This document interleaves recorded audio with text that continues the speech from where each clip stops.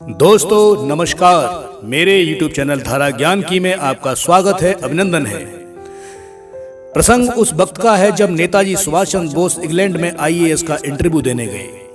वहां उनका इंटरव्यू लेने वाले सभी अधिकारी अंग्रेज थे।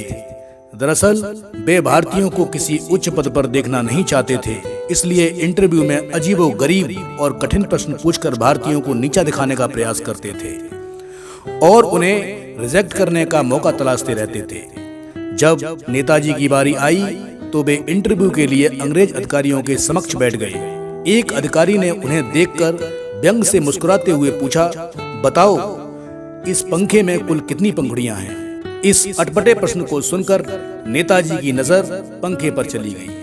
पंखा काफी तेज गति से चल रहा था। उन्हें पंखे की ओर देखता पाकर अंग्रेज मुस्कुराते हुए एक दूसरे की ओर देखने लगे। तभी दूसरा अंग्रेज बोला, भारतीयों में बुद्धि होती ही कहाँ है?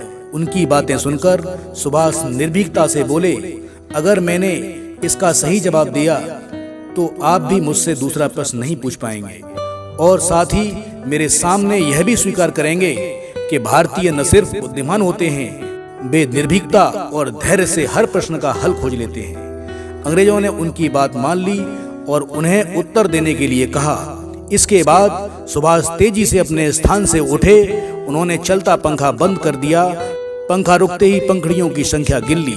इसके बाद पंखुड़ियों की सही संख्या उन्होंने अधिकारियों को दी।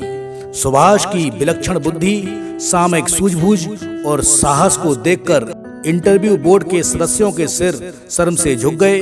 वे फिर उनसे आगे कोई प्रश्न नहीं पूछ पाए।